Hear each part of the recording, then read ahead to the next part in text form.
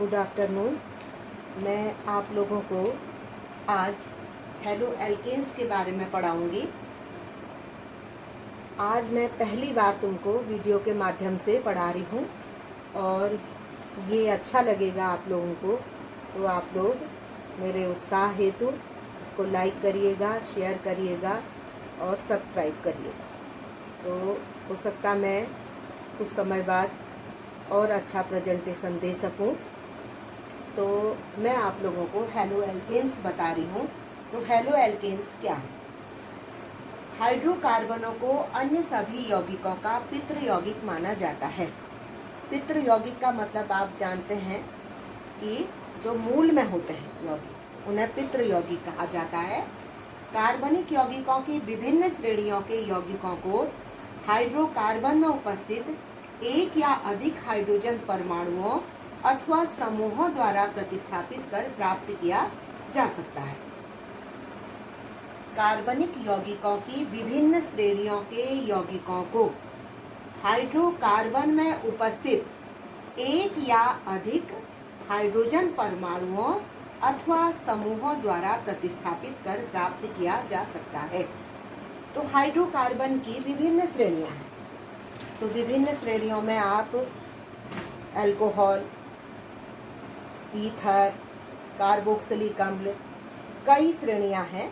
तो आप उनको यहाँ पर समझते हुए आगे को पढ़ें।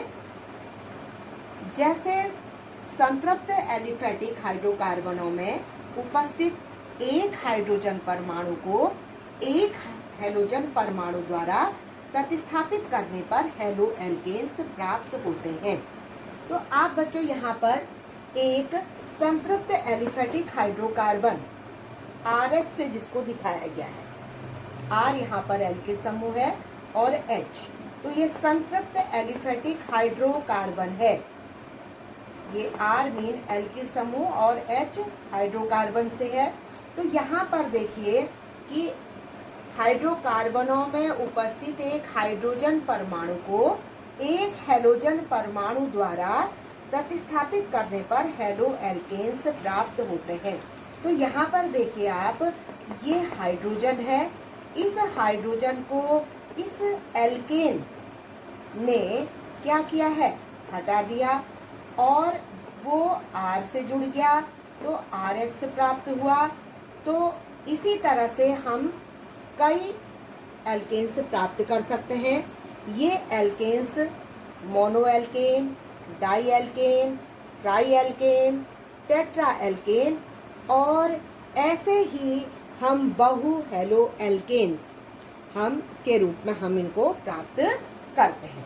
तो यहाँ पर मैं तुमको एक उदाहरण प्रतिस्थापन अभिक्रिया का बताऊंगी, वो आप समझें कि माना कि आपके पास CH4 है, मैथेन है।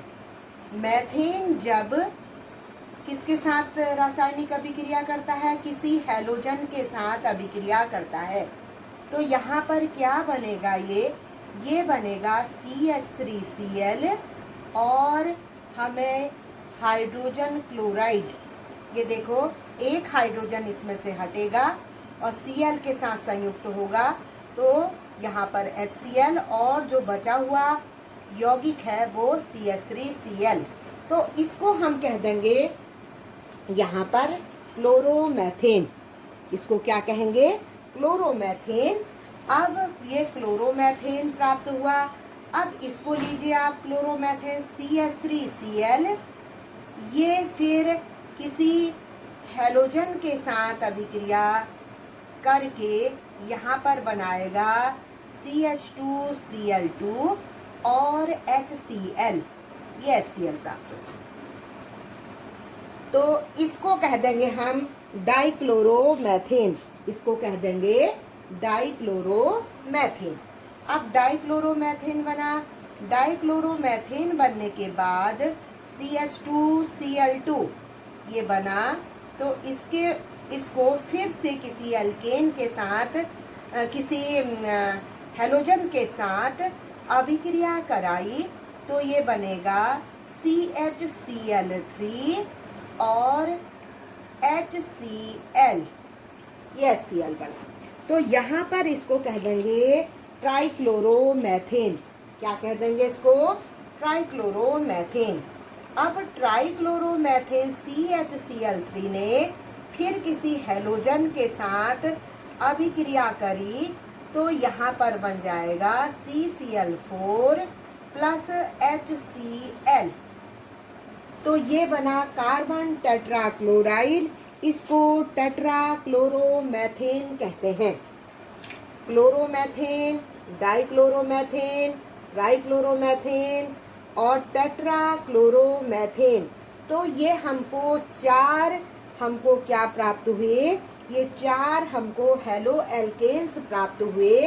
कहने का अर्थ है कि संतृप्त एलिफेटिक हाइड्रोकार्बनों में उपस्थित एक हाइड्रोजन परमाणु को, इसमें से एक हाइड्रोजन परमाणु को एक हैलोजन परमाणु के द्वारा प्रतिस्थापित किया। तो देखो प्रतिस्थापन में ये HCl और अलग अलग कंपाउंड बन रहे हैं।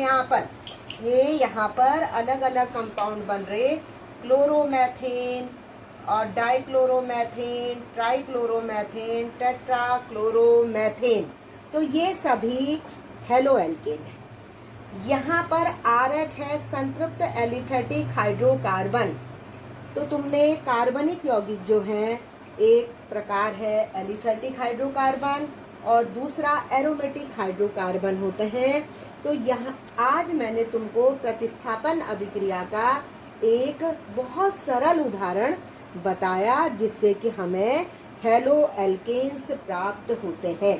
तो ये तुम्हारा हो गया हेलो एल्केन्स का इंट्रोडक्शन।